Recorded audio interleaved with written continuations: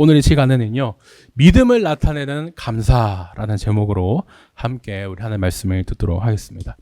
벌써 17년도 전인 것 같아요. 엄청 옛날이라면 옛날인데 제가 지하철에서 부산이겠죠. 예, 지하철에서 우연히 광고를 하나 본 게 기억이 납니다.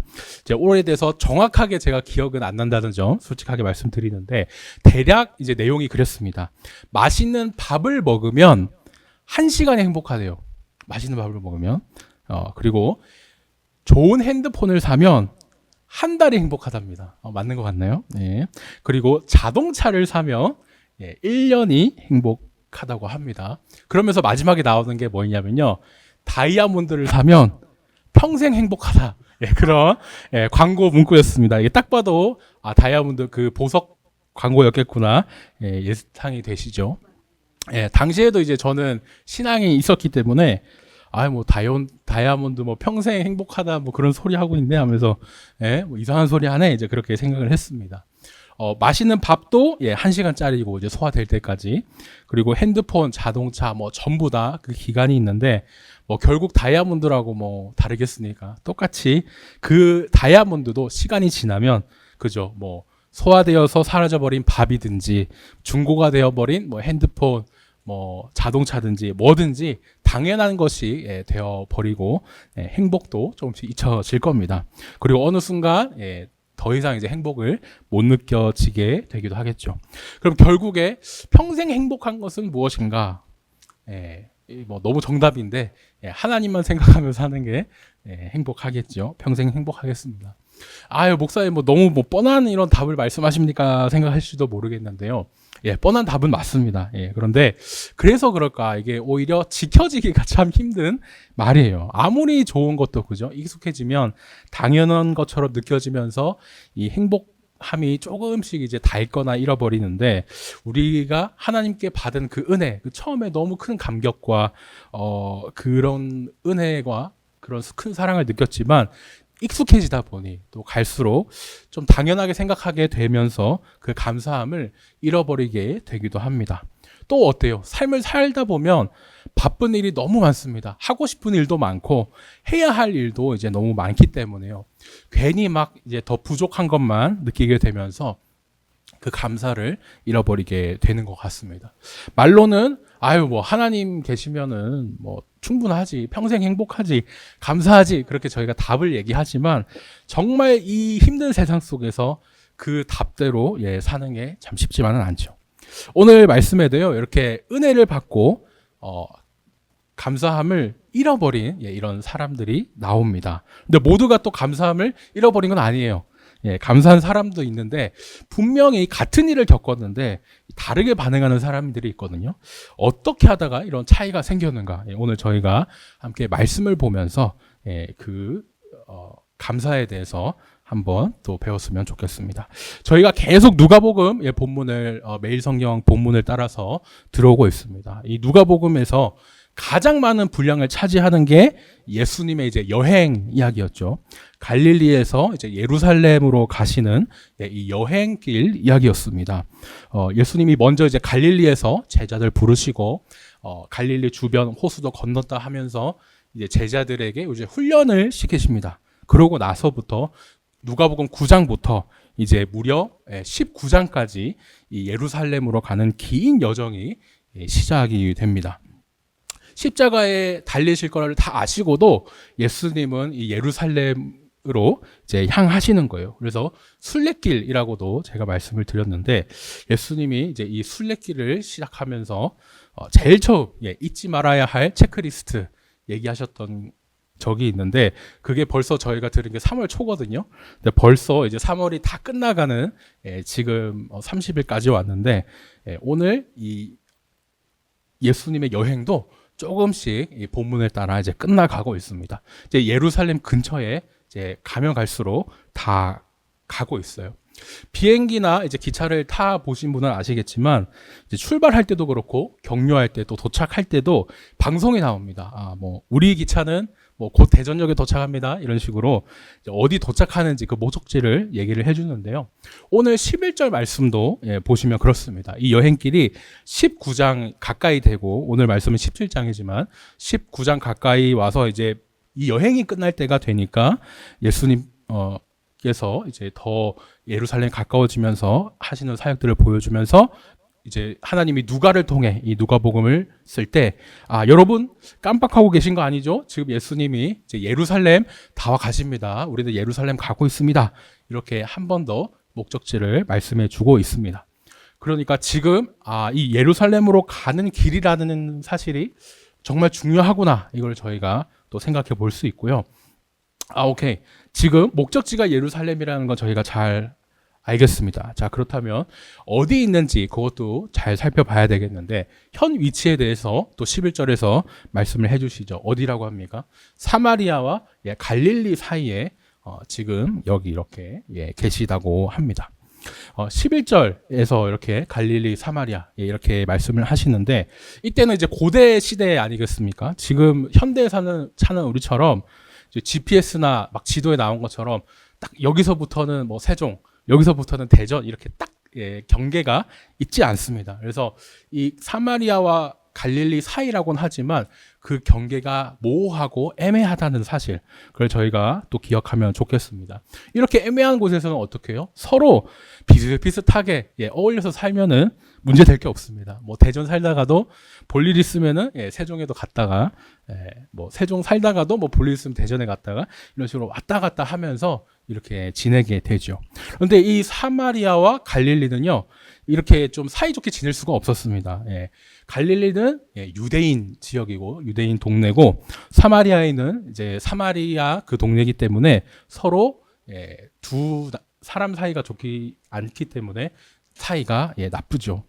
그래서 여기서부터는 사마리아, 뭐 여기서부터는 갈릴리 그렇게 선을 그을 수도 없고 마을 단위로 유대인 사람들이 모여 사는 곳은 거기는 유대인 쪽, 그다음에 사마리아 사람들이 동네에 모여 살면은 거기는 사마리아 사람들 쪽, 이런 식으로 서로 이제 동네 기준으로 너희 동네, 우리 동네 이렇게 좀 구분을 했습니다. 그래서 저 사람이 우리 사람인가 아닌가 그것을 말씀을 듣는 사람들도 당연히 엄청 기울여 들었을 거예요. 근데 오늘 말씀을 보십시오. 12절에 예수님이 이제 사마리와 이 갈릴리 사이에 있는 한 동네로 들어가십니다. 동네로.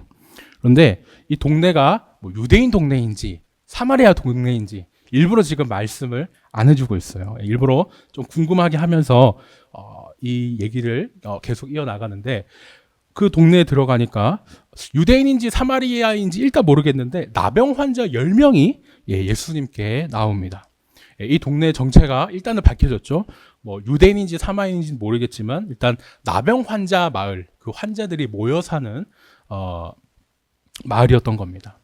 나병은 악성 피부병을 말합니다. 이게 옛날 성경에는 문둥병 이렇게 되어 있었는데 이 병을 이제 발견한 사람이 한센이라는 이제 네덜란드 사람이어가지고 저희가 한때 이제 한센병 이렇게도 많이 불렀습니다. 근데 성경에서 말하는 정확한 그 나병은 한센병도 포함된 다른 여러 가지 악성 피부병을 다 포함해서 말하는 거거든요. 그래서 한센병이라고 바꿔 부르는 것보다는 성경이 나병이라고 하니까 악성 피부병 전체적인 그런 모든 거를 총괄하는 그런 큰 피부병이었다. 그러니까 그 중에 정말 전염이 되는 것도 있기 때문에 따로 격리돼서 살아야 하는 것도 있고, 한센병과 똑같다라기보다는 악성 피부병의 모임이다. 어느 종류인지 모르겠지만 그냥 그 악성 피부병이 다 모인 것, 그것을 이제 나병이라고 했다. 이렇게 보시는 것이 제일 정확하겠습니다.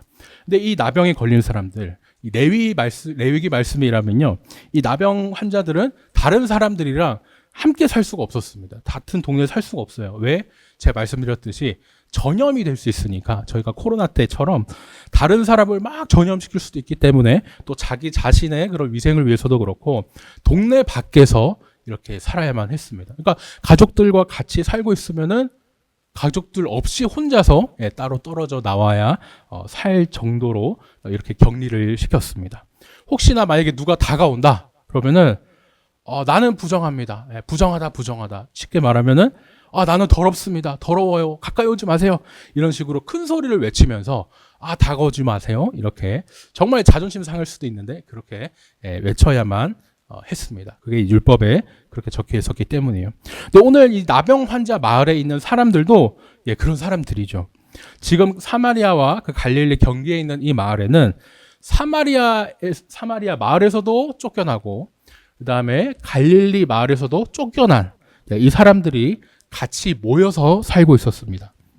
그러니까 원래 몸이 아프지 않는 사람이라면 서로 같이 살 일이 없죠. 그냥 서로 싸우면서 그렇게 살 사람들인데 너도 갈릴리 마을에서 쫓겨났니? 나도 사마리아 마을에 쫓겨났어. 그 나병 환자 촌에 갈릴리 사람과 사마리아 사람이 섞여서 같이 살았던 겁니다.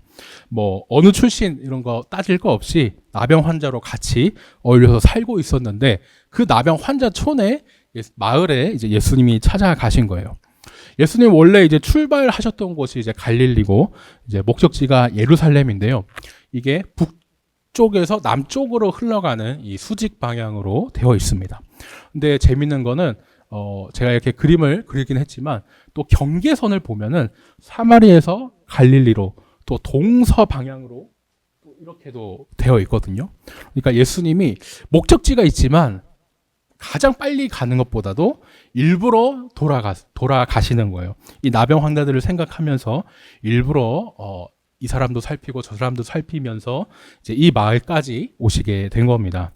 나병 환자들이 이제 유대인과 사마리아 마을 안으로 못 들어가니까 이제 예수님이 쫓겨난 그 나병 환자들의 마을에 찾아가신 거예요. 이렇게 예수님이 마을까지 찾아갔는데 여전히 나병 환자들은 예수님께 가까이 나갈 수가 없습니다. 왜냐하면 자기들은 이제 나병 환자이기 때문에 레위기 말씀에 따라서 저는 더러운 사람입니다. 가까이 오시면 안 돼요. 그렇게 얘기를 해야 됐기 때문에 예수님은요. 죄송합니다. 나병 환자는 예수님께 가까이 가지 못하고 멀리 서가지고 이제 예수님을 부르는 거예요. 예수 선생님, 우리를 불쌍히 봐주세요. 이렇게 얘기를 해요. 큰 소리로 얘기를 합니다. 우리 한국어 성경에는요, 이제 선생이라는 말이 다양하게 번역이 됩니다. 뭐, 랍비도 선생이라고 하고, 가르치는 자도 선생이라고 하고, 이렇게 선생이라는 단어를 많은 곳에 이렇게 번역이 좀 되는데, 원어로 보면요, 그 랍비라고 부를 때의 그 문맥과 다른, 선생이라고 부를 때와 조금 다릅니다. 뭐냐면, 오늘 13절에 나오는 이 선생이라고 부른 단어는 원어로 보면 제자들이 예수님을 부를 때만 썼던 그런 단어예요. 그러니까 당시에 이제 사람들이 나병 환자를 보고 어떻게 생각했냐면 저 사람들은 지은 죄가 있으니까 저렇게 벌을 받은 거야. 벌 받아서 저렇게 나병에 걸린 거야. 이렇게 좀 잘못 생각하고 있었습니다. 나병 환자들도 제대로 이렇게 말씀을 가르치는 사람이 없었기 때문에 그래, 내가 죄를 지었으니까 이렇게 벌을 받는 거야 이렇게 생각하고 평생을 살았어요. 그런데 이런 그 환자들이 예수님이라는 그 분의 소식을 듣습니다. 예수님이라는 분은 오히려 죄인들이랑 잘 어울리신다 그러네. 병도 고쳐주신대. 그동안 말씀 배울 자격 없다고 안 가르치시던 여인도 가르쳐주시는데 세리 우리 같은 그런 병자 죄인들에게도 말씀을 가르쳐주신데 이 소문이 이제 쫙 납니다. 그래서 다른 사람이 보기에는 너희 같은 병자가 어딜 감히 예수님을 스승이라 부르냐 할 수 있겠지만 이 나병 환자들은 제자들이 예수님을 부를 때 그 단어 선생님하고 이렇게 불렀습니다. 바리새인들 다른 사람이 부르던 랍비라든지 아니면 다른 가르치는 자로도 번역할 수 있는 그 선생이 아니고 원어로 봤을 때는 이 제자들이 예수님 부를 때 쓸었던 단어 에피스타테스라고 이제 정확하게 이렇게 되어 있는데 신약 성경에 딱 한 번만 등장하는 단어가 여기에 딱 쓰이게 됩니다. 우리 말에서는 이제 똑같은 선생이지만 원어에서는 좀 구별이 되어 있습니다. 그러니까 똑같이 이렇게 막 선생님 부르면서 제자들이 예수님 부른 것처럼 선생님 부르면서 레위기 말씀대로 멀리 떨어져 가지고 우리 불쌍히 여겨주세요 이렇게 말하고 있습니다. 이 얘기를 들어서 저희가 알 수 있는 것, 이 사람도 지금 믿음이 있는 것 같다라는 이제 생각이 드시죠. 예수님도요 이렇게 이제 외치는 이제 나병 환자들을 보고 답변을 해주십니다. 예수님께서 가라, 그 10명의 나병 환자들이 있었는데 가서 제사장들에게 너희 몸을 보여줘라. 이렇게 말을 해주세요. 아니 예수님 지금 나병 걸린 사람들이 불쌍히 여겨달라 그랬는데 불쌍히 여기신 거면 이제 치료를 해주셔야지 갑자기 왜 제사장에게 보냅니까? 생각하실지도 모르겠어요. 그런데 이것도 이제 예수님의 뜻이 있으시죠. 나병 환자들은 자기들 마을 밖에 이제 쫓겨나 살면서 주변 사람들 옆에 가면 이제 안 됐죠. 그것들을 또 이제 율법으로 그 주변에 가지 않았던 그 나병 환자들이 율법을 잘 알고 있었습니다. 그렇기 때문에 율법을 잘 아는 나병 환자들은 예수님이 왜 이 말을 하시지? 그것도 알았을 거예요. 율법에는 이 나병에 걸렸던 사람들이 병에 나으면 제사장에게 가서 이제 확인을 받습니다. 병이 나았다는 걸 이제 확인 받으라고 이렇게 레위기 민수기 말씀에도 나오는데요. 오다대까지 어쨌든 이제 구석구석 이렇게 확인을 해야 되기 때문에 이제 제사장에게 이제 몸을 보이고 정말 이 사람이 나병에서 깨끗이 나았습니다. 그렇게 이제 제사장이 확인을 해주면 그때부터 어떻게 해요? 다시 이제 병자가 아니라 환자가 아니라 평범한 사람으로 돌아갑니다. 예전에 저는 부정합니다. 더럽습니다. 가까이 오지 마세요. 그랬던 거 할 필요가 없죠. 또 가족과 떨어져서 살았던 사람은 가족에게도 돌아갈 수도 있고 예전에 직장 생활을 했던 사람 직장 생활 할 것이고 그렇게 다 일상으로 돌아갑니다. 그 시작이 우리로 치자면은 이렇게 다 나았다 진단서를 떼주는 이 제사장에게 가서 보여주는 확인을 받는 겁니다. 그럼요. 이렇게 가서 확인하는 거 너무 좋죠. 근데 이게 좀 순서가 안 맞지 않습니까? 예수님이 자신들의 병을 치료해 주시면 그 치료된 몸을 가지고 제사장들한테 가야 되는데 지금 치료도 안 해주시고 제사장들에게 가라 이렇게 얘기를 하고 계신 거예요.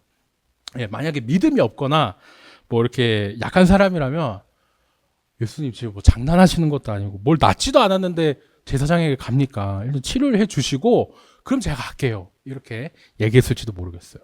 근데 이 나병 환자들은요 10명이 전부 다 예수님의 그 의도를 딱 알아채고 제사장에게로 갑니다. 그래 예수님이 다 뜻이 있으시구나 이거. 지금은 우리가 지금 나은 상태는 아닌데 분명히 제사장에게 보러 가기 전에 나을 거야. 그러니까 가라고 하셨겠지 하면서 이렇게 제사장에게 갑니다. 그리고 정말 나병 환자들이 가는 중에 제사장들에게 보이러 가는 중에 나은 거예요. 근데 여기서부터 이제 좀 중요한 차이가 발생하기 시작합니다. 지금까지 성경은요 일부러 이제 나병 환자 중에 누가 유대인이고 누가 사마리아인인지 말을 안 했거든요. 그럴 필요도 없었죠. 왜냐하면 둘 다 자기 마을에서 쫓겨나 같이 살고 있는 사람들이니까. 그런데 그들이 이제 나은 거예요. 나았으면 어떻게 됩니까? 다시 유대인은 유대인으로, 사마리아인은 사마리아인으로 돌아가게 됩니다. 그런데 그렇게 유대인은 유대인으로, 사마리아인은 사마리아인으로 돌아가는 그 순간에 그 10사람 중에 한 사람이 예수님께 돌아와서 감사를 했죠. 이 사람은 이제 하나님께 영광 돌리면서 이제 예수님께 돌아와 가지고 예수님 발 앞에 엎드려서 이제 감사를 합니다. 13절과 15절에서 소리라는 단어가 이제 반복해서 나오는데 전에 나병 환자일 때는 어땠어요? 멀리 서가지고 고쳐주세요 하고 이렇게 한다고 소리를 높였었는데 15절에 와서는 다 낫고 나서 하나님께 영광 돌릴 때 그 소리를 높이는 것으로 이렇게 바꿔서 그 소리를 사용합니다. 10명 중에 이 한 사람뿐이 이 한 사람만 그렇게 했어요. 이 사람이 누구인가? 이 말씀을 이렇게 저희가 계속 보면 16절에 사마리아 사람이다 이렇게 얘기를 합니다. 이것도 원어로 보면요 그는이라는 말에 또 강조가 되어 있어요. 그러니까 바로 그 사람은 사마리아 사람이었다 이렇게 일부러 성경이 안 알려주다가 반전으로 탕 하고 알려준 겁니다. 그래서 여기에서 이제 나병 환자들 10명 중에 그 출신이 밝혀지죠. 이 한 사람은 사마리아 사람이었습니다. 이 사람을 보고요 예수님이 그러세요. 아니 10사람이 다 나왔는데 나머지 9은 어디 갔냐? 왜 너만 왔니? 이 이방인 말고는 하나님께 영광을 돌려는 사람이 아무도 없냐? 이렇게 말씀을 하십니다. 그죠? 10명의 환자를 고쳐줬는데 예수님께 와가지고 그 은혜를 알고 감사한 사람은 당시에 그 무시당하던 그 사마리아인 그 한 사람뿐이었습니다. 나머지 이제 9은 그럼 어디로 갔느냐? 분명 이제 율법을 알고 또 예수님을 제자들이 부르듯이 선생님 하고 이제 불렀던 그 10사람들이기 때문에 믿음이 없던 사람들도 아닌데 믿음이 있던 사람인데 어떻게 됐는가? 저희가 계속 살펴보겠습니다. 나머지 이제 9사람들은 이제 유대인이었다라고 이렇게 많은 학자들이 추측을 합니다. 이 9 유대인들에게는요, 그죠? 그동안 너무 하고 싶었던 일이 있었잖아요. 나병에 걸리고 나서 이제 자기는 유대인인데 선택받은 민족인데 유대 마을에서 쫓겨났습니다. 그래서 정상적인 직장 생활은커녕 그죠? 가족이 있는 사람들은 가족과 살지도 못하고 그렇게 쫓겨나서 살았어요. 그런데 이제 율법이 말했던 대로 제사장에게 가서 이제 나왔습니다 하고 몸을 보이면은 어떻게 됩니까? 다시 그 선택받은 유대인으로서 그 특권을 누리던 종교적인 특권을 누리던 사람으로 돌아갑니다. 예전에 나병 환자일 때야 내가 좀 사마리아 그 나병 환자하고도 같이 지내고 했지. 이제는 급이 다르죠. 나는 유대인이니까. 나는 유대인인데 어딜 사마리아 사람이 말이야. 이렇게 생각했을지도 모릅니다. 이제 이 9명은요, 이제 가족도 다시 만나야 되고 직장 생활도 해야 되고 그렇게 하고 싶은 게 엄청 많아요. 일상으로 이제 돌아갑니다. 그리고 앞서 제가 말씀드렸지만 이렇게 하고 싶은 것도 많고 할 일이 많을 때 어떻게 돼요? 감사를 잃어버리게 됩니다. 한편 이제 유대인과 같이 이 제사장에게 가다가 몸이 나은 사마리아인은요, 오히려 고민입니다. 왜? 예수님도 유대인이시기 때문에 예수님이 제사장에게 가서 보이라 했던 사람은 당연히 예루살렘 성전에 있거든요. 자기는 사마리아 사람인데. 나머지 9명과 같이 막 이렇게 예루살렘 성전에 갈 때는 괜찮았는데 몸이 이제 나아버린 거예요.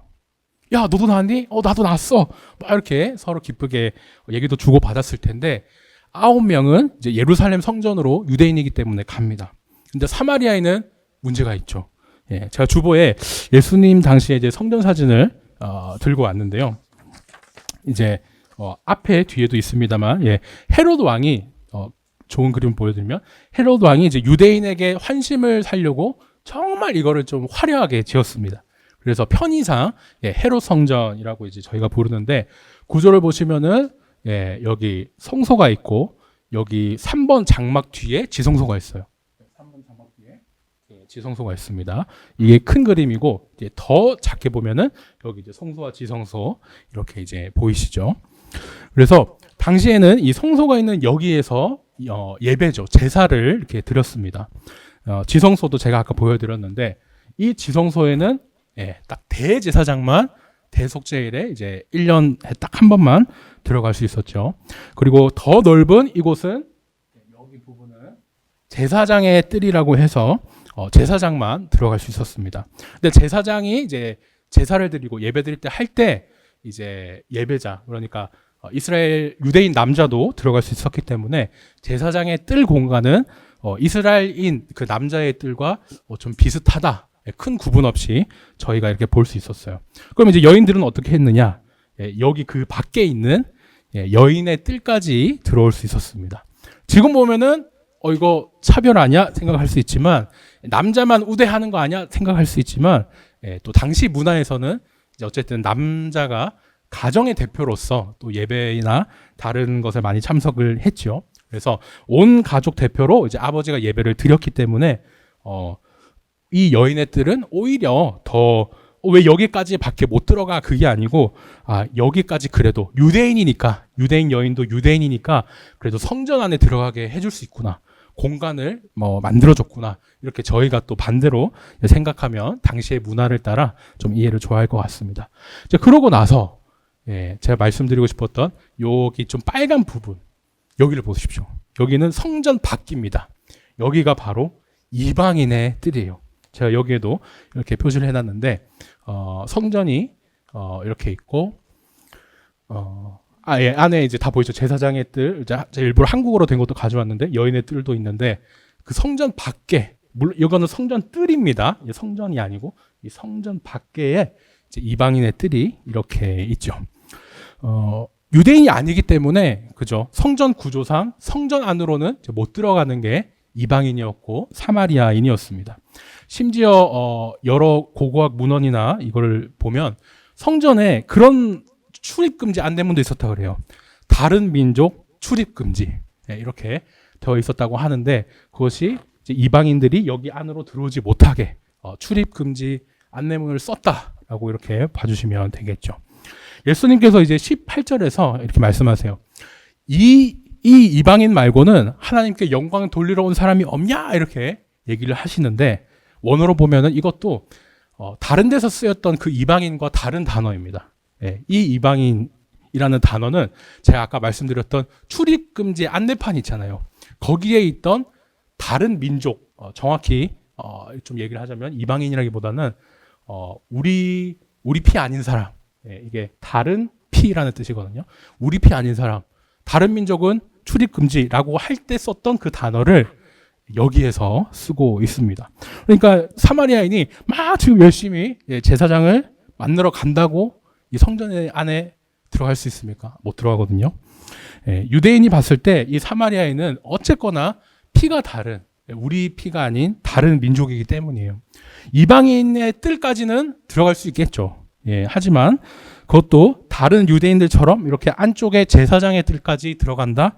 이거는 율법으로도 안 됩니다. 그리고 자기의 나병이 나았다고 해도 어쨌든지 이제 자기는 무시받는 사마리아인이고 또 예루살렘 그 한복판에 있는 성전 근처까지 가는 것도 이거는 목숨을 걸어야 되는 일이고 쉽지가 않죠.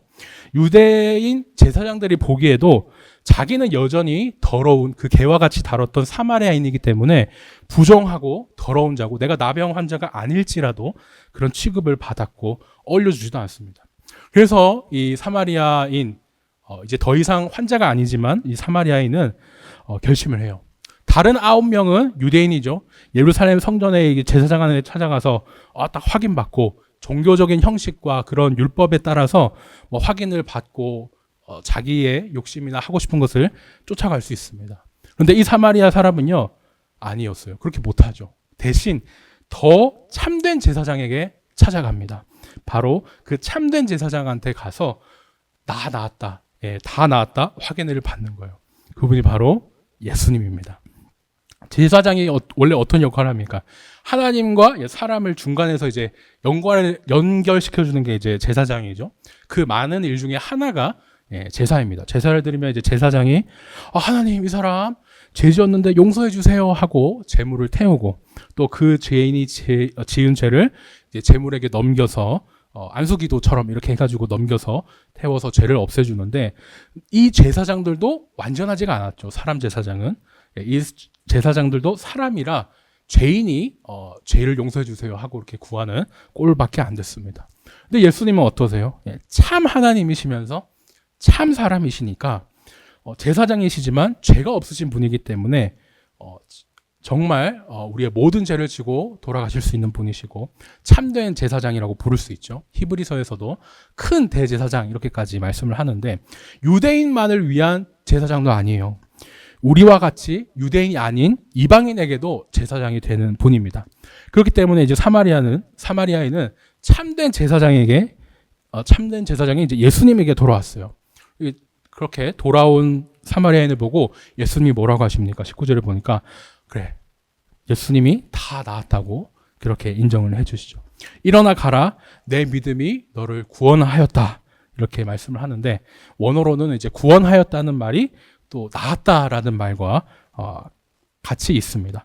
그렇죠. 구원해서 살려주신 게 병이 나은 거기 때문에 예루살렘 성전에 제사장 그 제사장들보다 더 좋은 예수님이 참된 제사장으로서 사마리아 얘야, 네가 다 나았다. 네 믿음으로 네가 다 나은 거야. 이렇게 인정해 줍니다. 그렇게 이제 오늘 말씀이 끝이 나게 돼요. 근데 이걸 또 보고 마치 출장 사무소처럼 이게 나눠서 이렇게 일을 처리했다. 아니면 확인받았다. 그것도 아닙니다. 10명의 나병 환자가 있었지만 9은 유대인이니까 이제 유대인 그 본부 같은 예루살렘의 자기 제사장들에게 나았다 확인을 받은 것이고 나머지 1명은 예수님 출장소에서 나았다 확인받았다. 이거는 아니죠. 처음에는 10 환자 모두 어땠습니까? 예수 선생님 하면서 막 제자들이 예수님을 부를 때 그 말을 쓰면서 믿음이 엄청 보였던 10명의 나병 환자들이었어요. 근데 결국에 끝에 가서 어떻습니까? 야, 네가 정말 믿음이 있구나. 너 믿음이 너를 낫게 한 거야. 너 다 나았고 구원한 거야. 이렇게 말씀해 주신 분은 오직 사마리아 한 사람, 이 분이었습니다. 믿음이 약한지 좋은지 어떻게 알 수 있을까요? 당연히 하나님은 아시지만 우리 사람은 이 믿음이라는 게 눈에 보이지 않기 때문에 참 알기가 어렵습니다. 겉으로 보기에는 야, 좀 신실해 보이는데 믿음 좋은데 이렇게 하더라도 금방 또 어떻게 될지 모르죠. 나병에서 나은 유대인처럼요, 그토록 하고 싶었던 일들, 수많은 일들과 또 당장 해야 할 많은 일들 앞에서 우리는 믿음이 약해지는 것이 사실입니다. 9 유대인들은요, 그저 제사장에 가가지고 종교적으로 율법적으로 다 나았다, 그 확인받아야지, 그것만 생각하다 보니까 정작 내가 누구 때문에 나았는가, 그것을 기억을 못하고요, 감사함을 잊어버렸습니다.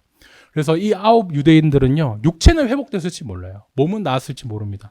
하지만 예수님이 인정해 주시고 정말 영까지 회복된 사람은, 구원받은 사람은 오직 감사한 사마리아인 한 분이었죠. 다른 사람이 생각하기에는 자기는 유대인도 아니고 감사할 그게 아닌데 생각할 수 있지만, 오히려 예루살렘 성전에 가서 제사장을 만날 수 없는 사람이 또 사마리아에 있는데, 오히려 그렇게 사람의 길이 막혔기 때문에 불완전한 제사장이 아니라 완전한 제사장인 예수님 앞으로 나아갈 수가 있었죠. 그렇게 감사하면서 예수님께, 네 믿음이 정말 진짜야. 내 믿음이 너를 낫게 했어. 구원했어. 이 칭찬도 듣게 됩니다.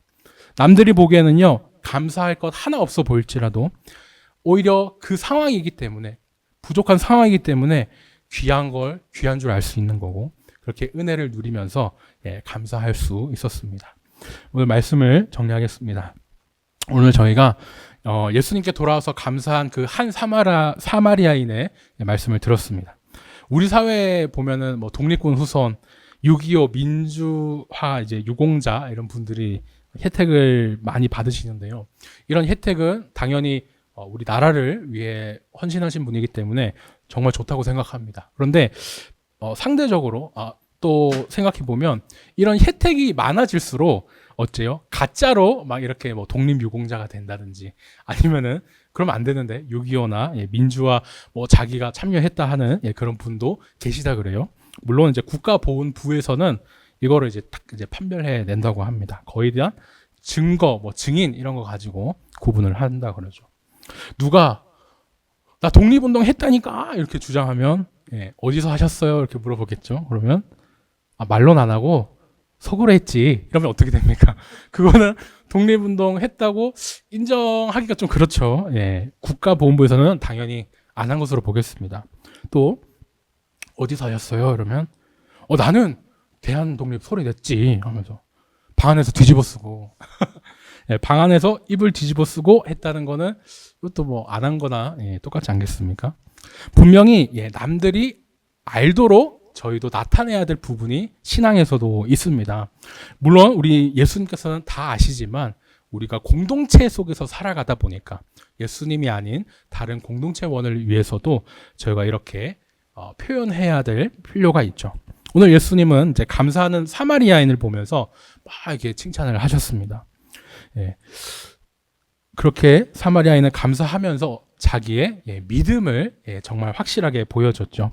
처음에 어쨌습니까? 환자 10명이 전부 다 막 선생님하고 막 율법을 잘 알고 있는 것 같고 지식으로 아는 것 같고 믿음이 좋아 보였습니다. 그런데 정말 예수님이 정말 나를 고쳐주신 분은 예수님이야 믿고, 진짜 제사장이신 분은 예수님이야 그걸 믿으면서 하나님께 영광 돌리면서 돌아온 사람은 그 사마리아인 한 명이었죠. 감사 안 해도 예수님은 아시지만 예수님과 같이 있던 제자들이나 다른 공동체를 위해서라도 그 믿음을 또 볼 수 있게 또 감사로 나타내는 것이 참 중요하겠습니다.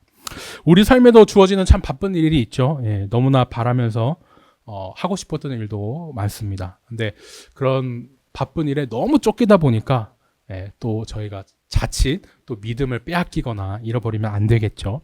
남들이 부러워하는 그 유대인이라는 특권, 그것이 오히려 남들 보기에는 부러울 수도 있지만 그것이 아홉 유대인들을 예수님과 멀어지게 했다면 성전에서 출입금지라서 막 써져 있고 다른 민족으로서 막 오히려 유대인들에게는 무시받을 수 있고 방해받는 그런 사마리아인이 오히려 자기 그 부족함 때문에 예수님 앞에 나오게 됩니다. 부족한 사람이 귀한 걸 귀한 줄 압니다. 은혜가 마찬가지죠. 은혜도 부족한 사람이 은혜인 줄 알고 감사하게 됩니다. 남들이 봤을 때는 감사할 수 없는 형편이야. 어떻게 그걸 감사해 하겠지만 생각해 보면은 그런 형편이기에 더 믿는 사람은 더 예수님 붙잡을 것이고 더 은혜를 깨달을 수 있을 것입니다. 우리 늘찬양교회에서도 오늘 찬양 때도 그렇고 늘 좀 단골 멘트고 있는데요. 오늘 하루도 주셔서 감사하다. 함께 모여서 예배할 수 있어서 감사하다. 그 얘기를 하는데 그 귀함을 아는 사람들은 정말 은혜고 저도 진심으로 매번 그 고백을 하는데 저희도 그렇게 함께 고백할 수 있으면 좋겠습니다. 온라인으로 또 현장에서 함께 예배드린 이것도 너무너무 감사하거든요. 그 사실도 고백하면서 바라기는요. 주신 은혜에 감사하면서 감사로 믿음을 나타내는 저와 우리 모든 늘찬양 선도님들 되시기를 예수님의 이름으로 축원합니다.